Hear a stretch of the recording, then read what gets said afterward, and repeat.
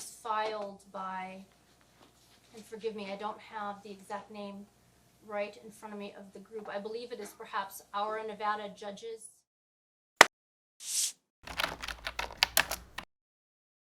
Good afternoon, please be seated. State versus Roger Hillygus, RCR 2019-103468A, and State versus Stewart Handte, RCR 2019-103468B. Counsel, please state your appearances for the record. I'm Amos Stege for the state of Nevada. Roger Hillygus, pro per. Joey Gilbert and my associate Roger O'Donnell for Mr. Stewart Handte. And Mr. Handte is also present in court today. And he is. All right, thank you. What I would like to do, I think we need to handle a couple of issues before we begin. The first is Mr. Hillygus had stated at the last motion hearing we had where Mr. Houston withdrew that it was his intention to represent himself. So I'd like to discuss that issue first. Then we will move into the media request that was made in writing second. Any objection to that order of the proceedings? No. All right, thank you.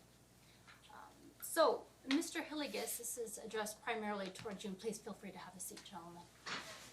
Is it still your desire today to represent yourself in this case? It is, Your Honor. It was not objected to, the document that I filed last time I was here, that David Houston was in conspiracy to withhold information. So, sir, there's going to be a whole list of questions I'm going to have to ask you when someone represents themselves. There's just a lot of things to go through. So at this point, the answer is yes, you'd like to represent yourself today.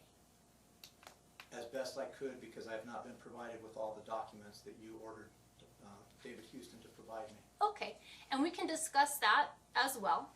But first, let's go through. The Supreme Court of Nevada requires me to ask anyone that wants to represent themselves certain questions. So I'm going to ask you those questions today, and then I need to make findings on the record, and it's pursuant to Supreme Court Rule number 253. So first, I need to inform you of some things, and then I'll ask you the questions that are contained in Rule 253.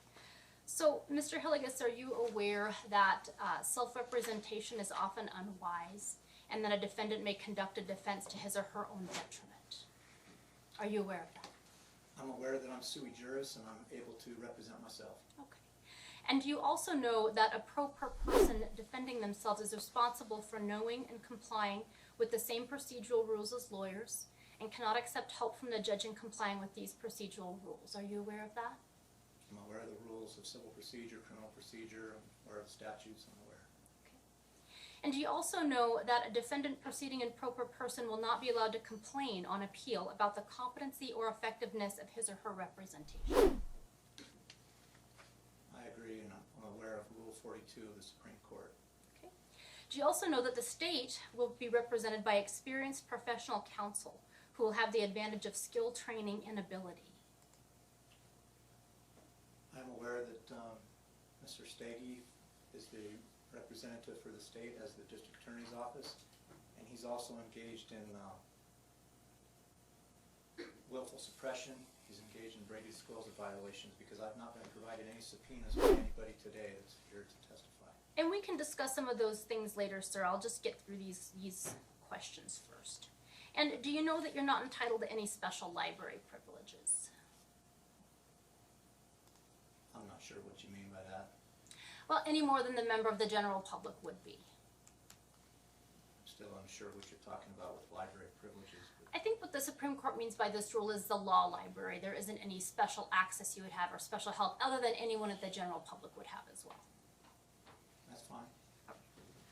And are you also aware that a defendant who is unfamiliar with legal procedures may allow the prosecution an advantage, and may not make effective use of their legal rights, and may make tactical decisions that produce unintended consequences, and that the effectiveness of the defense may well be diminished by the defendant's dual role as attorney and accused? I'm aware that they can take advantage of me, which is happening in this case. Sir, I just have a couple questions also pursuant to Rule 253 that I'd like to ask you as part of the canvass that the Supreme Court indicates. Sir, can you just briefly state what your age and education is? College educated and 53.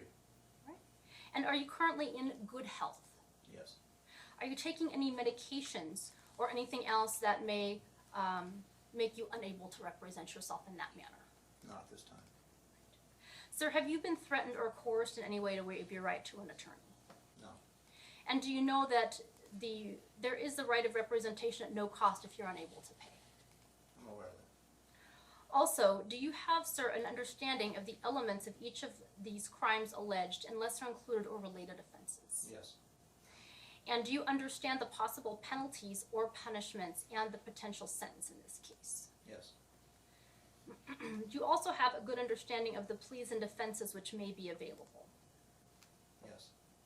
And sir, do you also know that the court may, does not have to, but may appoint standby counsel who, in the event that if the court grants your self-representation and then terminates that self-representation, would become appointed counsel and to represent you? Are you aware that that's a possibility? I'm aware of Supreme Court Rule 42 as well. Right. And I think that's the end of the questions I have for you right now, Mr. Hillygus.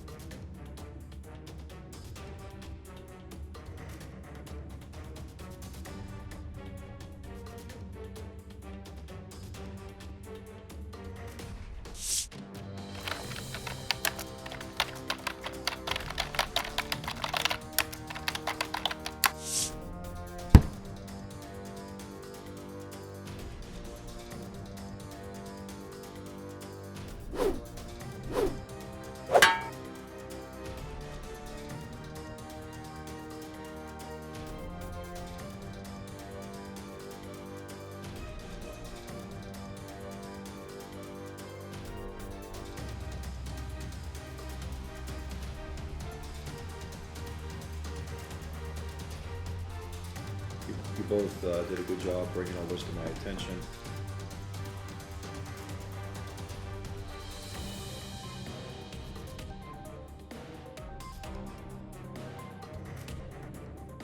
I'm going to make a record about you in a minute. You need to sit down and be quiet.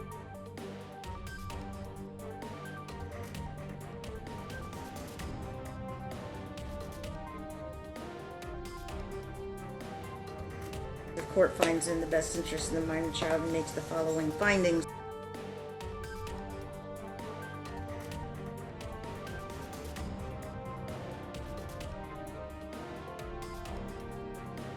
For the record, I don't say these things to hear myself talk.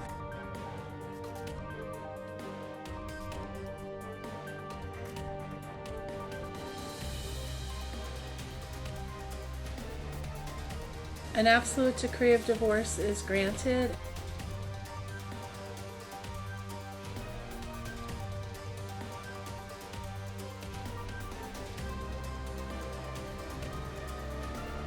By September 6th, you will pay $6,000 of what is due.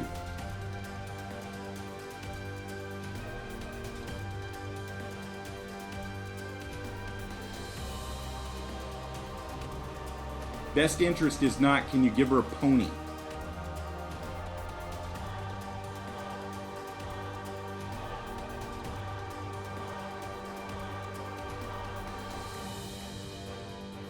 To ask the question to make sure we're being accurate with what it actually states.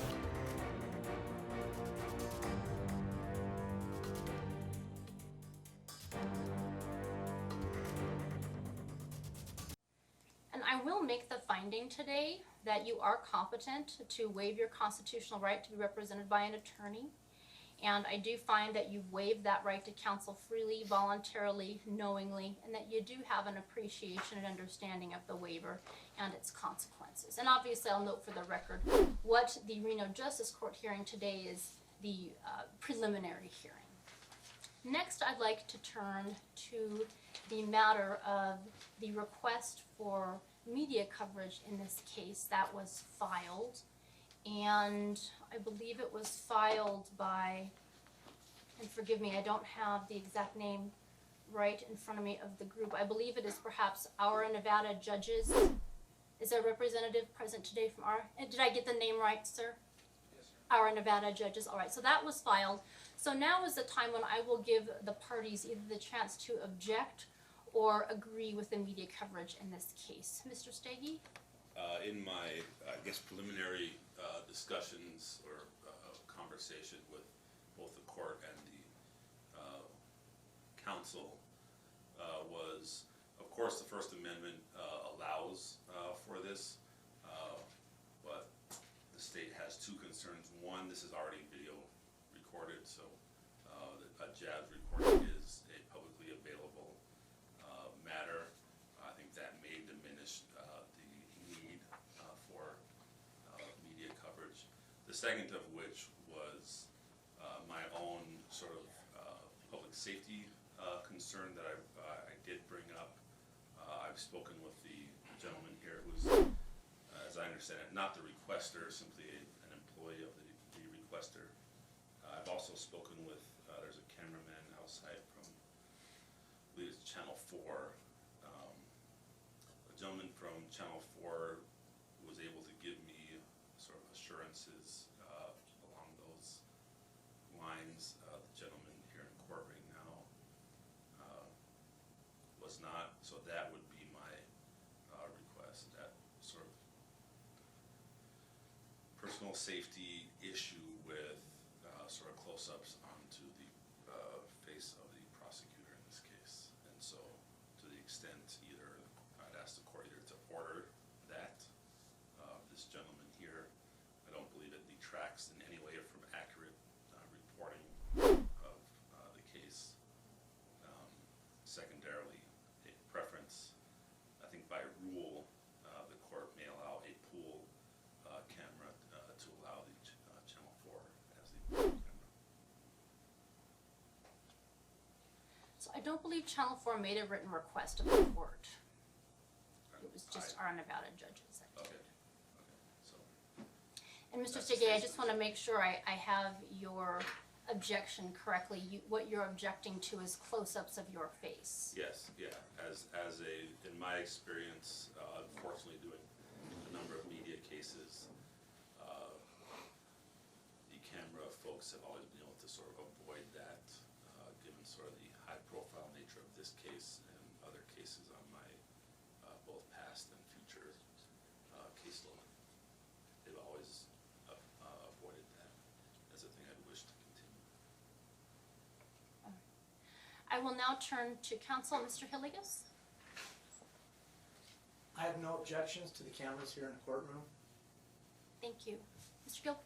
Your Honor, I stand in the same position as Mr. Stege. I have no problem with it whatsoever, but I do believe he has made an argument for his safety that I'm absolutely fine with.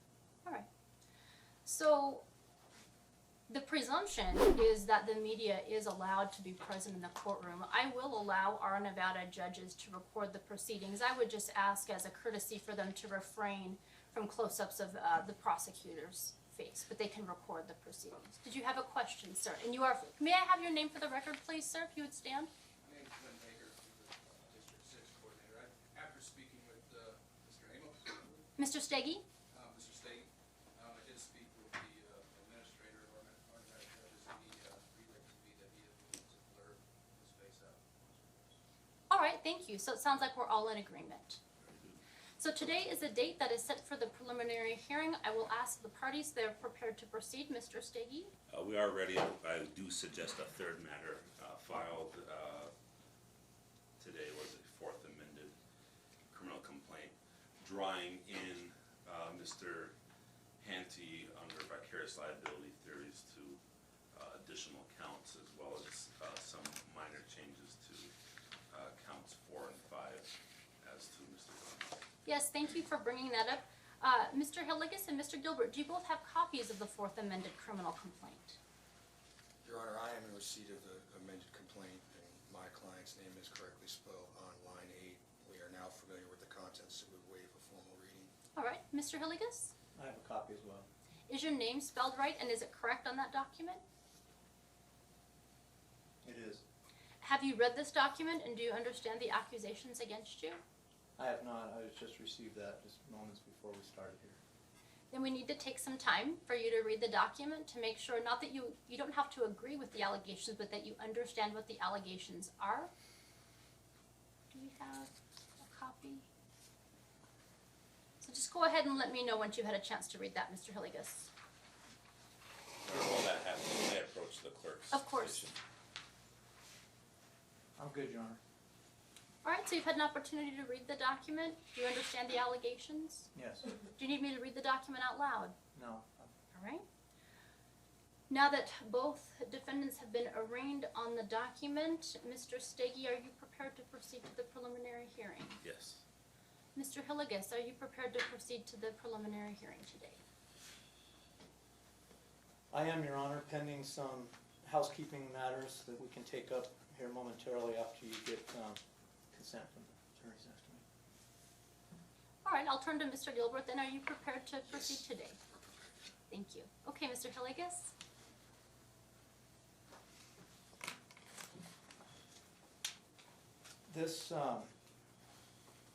This court lacks jurisdiction and lacks venue to proceed. There's been a document filed today by myself explaining that this matter shall be removed under a civil rights violation under a 1443 to a federal court where the proper proceedings should take place. So therefore, there's quite a large, substantial amount of information that has been withheld from me, so I'm unable to have due process and be able to represent myself because it's been suppressed.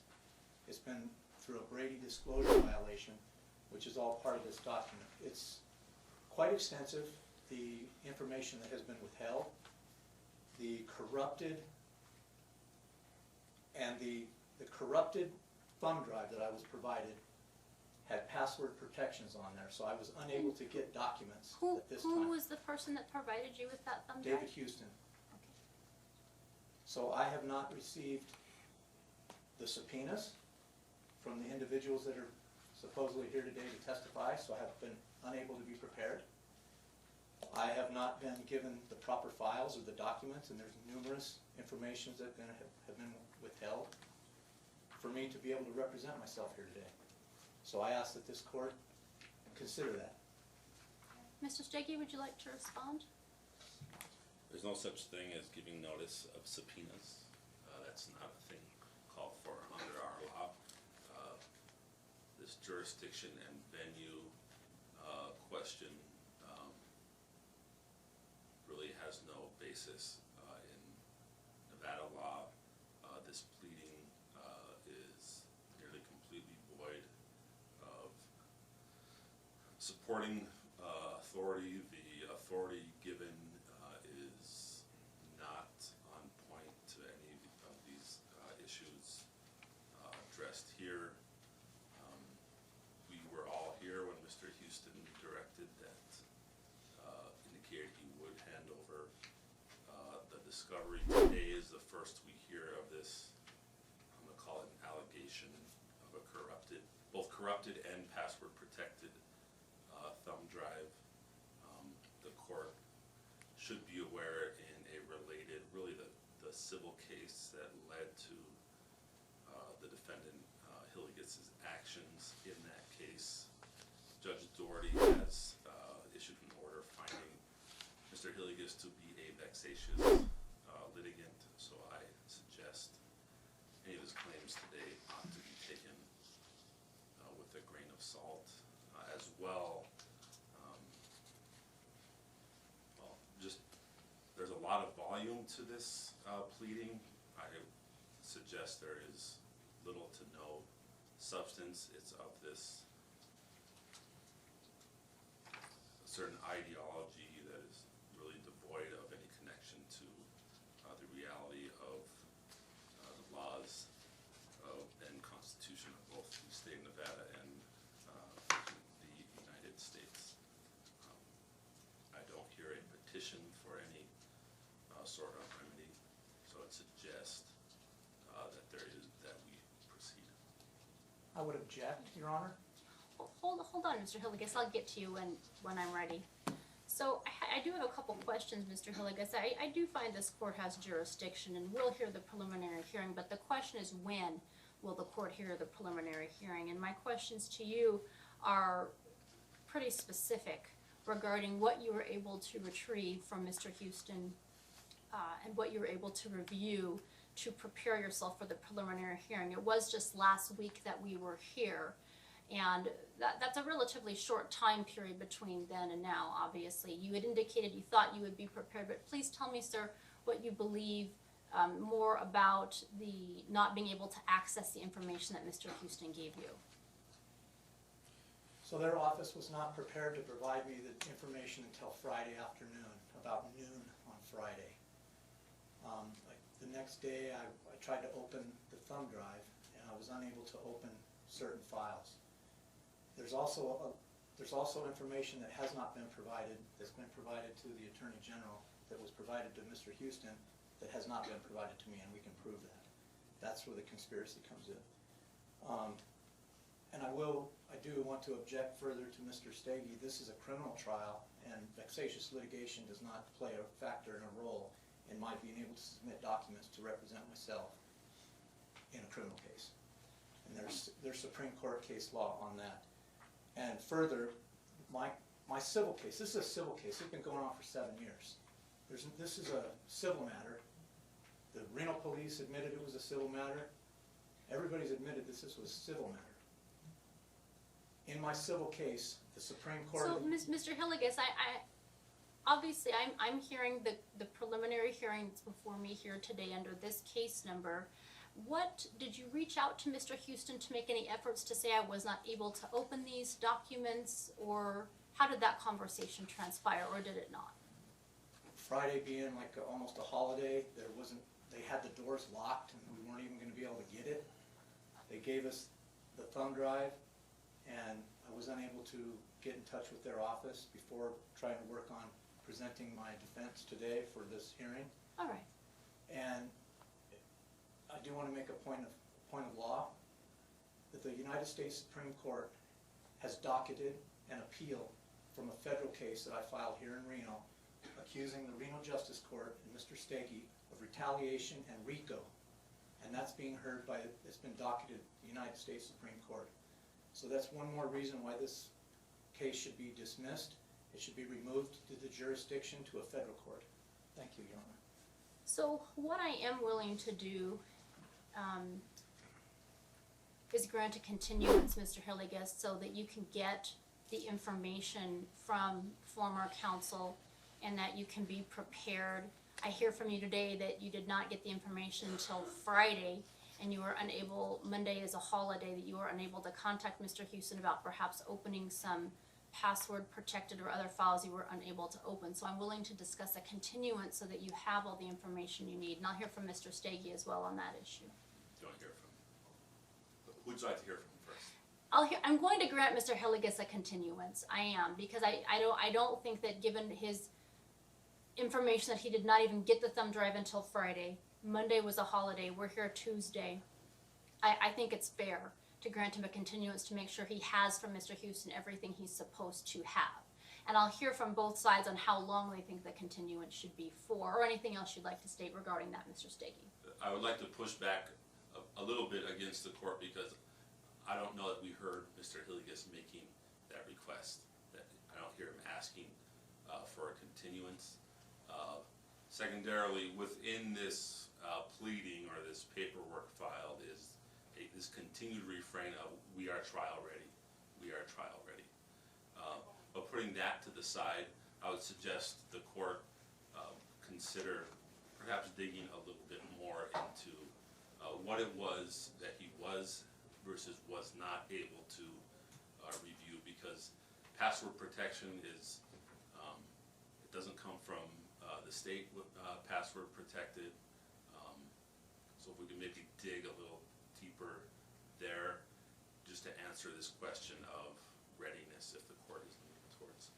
And I believe what Mr. Hillygus did state, while not formally making a request for a continuance, he did state he's unprepared to go forward today because of the lack of what he believes is all of the discovery that was possessed by Mr. Houston. So Mr. Hillygus, just to follow up on a couple of those questions, are you able to tell what you received, what was perhaps behind the password or the files that you were unable to open?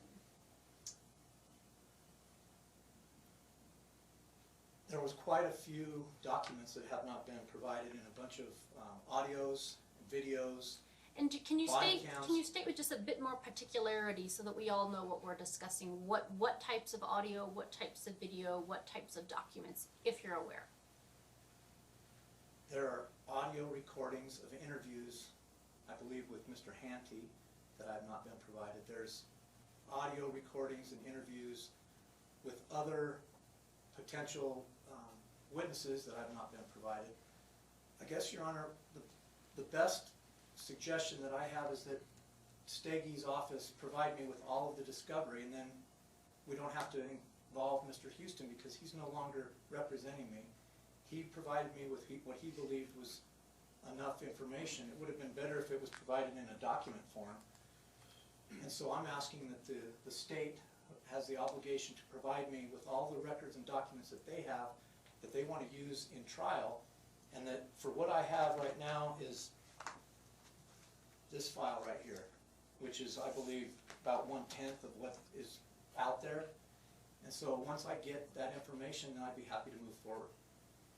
Mr. Stege, does that answer your question with some more specifics? No, because it speaks to conspiratorial views as to what should be out there. He has not answered directly what he has reviewed, so I would suggest a little more digging. He's holding a 2-inch file here, because, and I'm asking the court to bring a little bit of a skeptic's eye to this, because Mr. Houston said he was going to do that. There's no reason to believe that he did not provide discovery to the defendant as to claims of what else is out there or should be. We should all, of course, bear in mind what the rules of discovery are at this stage. So rather than simply hearing sort of elbow throwing from the defense as to what should be out there in conspiratorial thinking, I would suggest the court get to the bottom of what is it that you have reviewed, and what is it that you have that you are not able to view, and for what reasons. Well, Your Honor, if I could just interject, Mr. Stege. yes, Mr. Gilbert, go ahead. But the defense may not be prepared. We're prepared and ready to rock right now, so I just want to make that very clear. We're prepared, and we would like to move forward, but I can absolutely understand where Mr. Hillygus is coming from. I don't know what he doesn't have. I have had zero contact with him, and that's my position. All right, and the record will be noted that you are prepared to go forward. And this happens in other cases. Different attorneys substitute in. Obviously, Mr. Hillygus has made the decision to represent himself. Obviously, there are some very serious charges that have been filed. It's been a week, essentially, since Mr. Houston has withdrawn, approximately. So I think under those circumstances, a continuance is not something that is unusual, given all the circumstances. But I do think, Mr. Hillygus, that you need to have some discussions with Mr. Houston. Has a duty to turn over everything that he had, and I'm certain that he will do so. If perhaps there are some things that he didn't realize, such as password protected or locks, I think you need to at least have that discussion with him first to try and make sure you can access everything he's given to you, and perhaps have conversations with Mr. Gilbert and Mr. Stege then about what discovery is in your possession, because you are entitled to have the full discovery in your possession. So what I'm going to do is... Your Honor, I'm not requesting a continuance. I'm prepared and ready to go forward with what I have. I just want it to be known on the record that I would request from the DA to provide me all of the 200 plus pages and all the recordings that they have, and then we can move forward to trial, because I am trial ready. I've got declaratory witness, expert witnesses. I've got reasonable people, witnesses, multiple, that are ready to move forward on this case. This is a ridiculous case. But what you're telling me, Mr. Hillygus, is two contradictory things. You told me earlier that you're not prepared because you don't believe you have all the discovery, which is pretty important to go forward to any stage of a court proceeding. And then now you're telling me that you do want to go forward today, even though you believe you don't have all those necessary documents and audio recordings that you spoke of. I am ready to go forward with this particular hearing today, but I would request that the DA provide me with all of the documents that they have for discovery to myself so I can represent myself properly without involving an attorney who has withdrawn from my case and I've substituted out. And I realize he is obligated to provide me, but he had time to provide me that for 6 months. And there's a lot of stuff that has not been provided. So until I can get what's been provided to the state or what they're relying on, then once I have that, I'm ready to go to trial. Your Honor, if I may also interject one more time, just want to say this because Mr. Houston isn't here to defend himself. I've worked with him for almost 2 decades. I've never seen him withhold anything on purpose. I'd be happy to meet with Mr. Hillygus and make sure he has the same documentation I have. I don't feel comfortable him saying that he is not ready, then he's ready. Doesn't have the documents, he does. Either we move forward or we don't. If he's ready to move forward, everyone's here. I'm happy to provide him any additional information he might not have. This is a preliminary hearing. At the end of the day, I think we all know that it's going to be bound over, in my professional opinion. And that being said, I don't want to waste the court's time. I think Mr. Hillygus has made a fairly compelling argument that he may be missing some stuff, but for the purposes of this hearing, he believes he can get through it. If I'm wrong, please correct me. But again, in an abundance of caution, it is your decision. And I know we got a lot of officers and good people here waiting, and I would hate to just have them their time wasted. So again, we're ready. I don't think Mr. Houston has ever purposely not given someone something, but I could definitely see with the volume of these documents that maybe not everything was moved over, and if there's anything I can do to help make sure he has everything, I'm more than willing to do it. So Mr. Hillygus, are you indicating that you do not want the continuance that the court has offered to you in order to make sure you have all the documents and all the discovery that you need in order to properly represent yourself? Court's indulgence, Your Honor, if I could just say. Okay.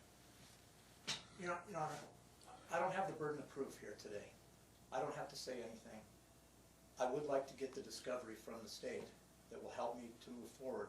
As I've mentioned in my documents, I have not been provided with any of the information from any of these witnesses that plan to testify here today. So I object to them entering evidence that's not already into the record and not being given adequate information on the witnesses that plan to testify here today. So there's a lot of Brady disclosure violations going on, and that's part of the removal jurisdiction 1443. So given the totality of Mr. Hillygus' statements, I am going to grant him a continuance to make sure that at least he is in possession of everything that he's supposed to be. And I'm certainly not impinging on Mr. Houston in any way. I just rather, as I stated in the very beginning, this is a very short time period from Mr. Houston's withdrawal to this preliminary hearing, a week, and I want to make sure that Mr. Hillygus has all the information he needs to go forward. So how long, counsel, do we think this will need to be accomplished? 2 weeks? More? I'll let counsel weigh in, understanding that Mr. Gilbert's prepared today. Mr. Stege? I'm prepared today. I'm not sure what we're going to do between now and then. Mr. Hillygus is going to talk to Mr. Houston. I don't know what that means in terms of trial date. I would suggest a short recess. Well, I would suggest sort of we put some dates in mind here on the record, take a brief recess, come back and speak about that. But from the state's position, it's been discovered to Mr. Houston. I don't know that anything came in after that time frame.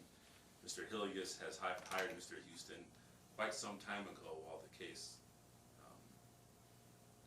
to say languished, but spent some time in the mandatory settlement conference. So I would again push back on this narrative of surprise or unpreparedness with that particular fact. But perhaps a number of dates. I would suggest 3 to 4 weeks should accomplish it. And again, on this issue, I don't believe that our case law contemplates an order from the court directing the state to do anything. So, Mr. Hillygus, Mr. Stege suggested naming a couple dates in 3 to 4 weeks, taking a brief recess, and then perhaps confirming those dates. What are your thoughts? I didn't hear that he's going to provide me with the documents and evidence that he has right now. Once I have that evidence, I'd be happy to do another meeting with him to set a date to move forward, but I need the documents that he has, the discovery, the videos, the audio, the witness statements, and so on, Your Honor. I understand. Mr. Gilbert? Your Honor, how about Tuesday, March 17th?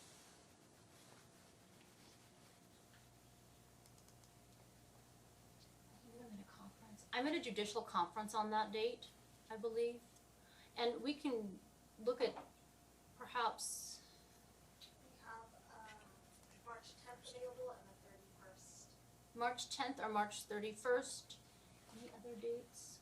10th is bad for me, but the 31st I can do.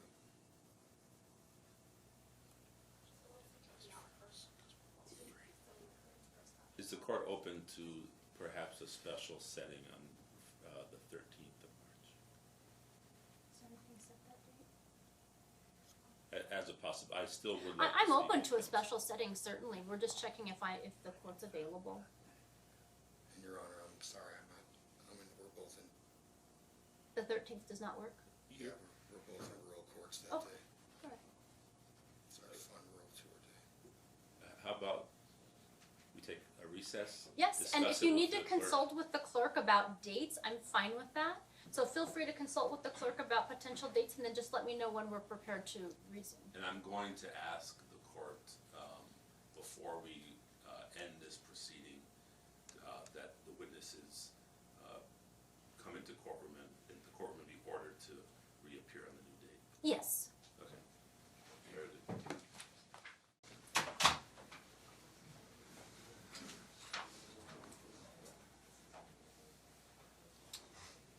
And before we continue, counsel, I'd just like to state one other thing for the record.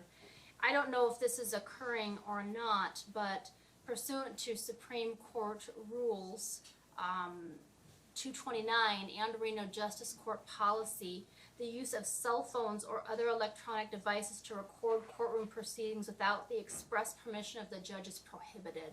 So if anyone is using their own cellular phone or other electronic media to record this without the court's permission, you must cease, and that is prohibited. Have we come to a resolution on a date, Mr. Stege and counsel? Thank you, Your Honor. Mr. Gilbert and I believe, are in agreement as to the 31st. Mr. Hillygus only will state that he won't agree to a date until he has my entire file. Mr. Hillygus? Your Honor, once I receive all the discovery and the evidence from the DA's office, then I will agree to set a date. And it more than likely will be 30 days from the day that I receive all of the discovery from the DA's office. That gives me plenty of time to review and be prepared. That's my, if he gives it to me tomorrow, then we can set it for the 31st. If it takes him a week to give me everything that they have, then I can review everything, make sure that I've got all the documents so that I can be well prepared for the next hearing. Thank you. Mr. Gilbert? Your Honor, I'm in agreement with the state on the 31st. 31st? All right. So I am going to set this for continued preliminary hearing. It will be on the 31st of March at 1:30. And counsel, is there anything else? Oh, Mr. Stege and counsel, would we like to indicate to any witnesses that may have been subpoenaed today? Are they present? Yes, a number of witnesses are present. Tracy Griffin is one gentleman I'm particularly concerned about, who's seated in the third row. Ask him to be ordered to appear at that date, and my investigators bring in a number of other witnesses. All right, we'll wait till all the witnesses are in the courtroom. Are there any other witnesses, Mr. Hillygus or Mr. Gilbert, that need to be in the courtroom to hear that they are being kept to the next date for their subpoenas? Not that I'm aware of. Ms. Gilbert? Okay, thank you. So we'll just wait a moment for any other witness to be brought into the courtroom. I have exhibits that were marked by the clerk. May I retain those exhibits, Madam Clerk? Yes. Yeah. Thank you. May I have a copy of those as well? I have not been provided with any exhibits. Those things should certainly be part of the discovery you should receive, Mr. Hillygus. Oh, you do want that? Yeah. Okay, Oh, I was mistaken. all right. If they've already been marked, they've been marked. Very good. Do we have everyone in the courtroom now, counsel? Yes. All right. I just want to admonish all the witnesses who are here pursuant to subpoena today that this preliminary hearing will be held on March 31st at 1:30. You all are held to your subpoenas. You must be here at that time and date. Everything on that subpoena that you received for today applies for the date of March 31st at 1:30. Anything further, counsel? No, thank you. All right. Anything further? No, Your All right. That'll be the order. Thank you very much. All rise.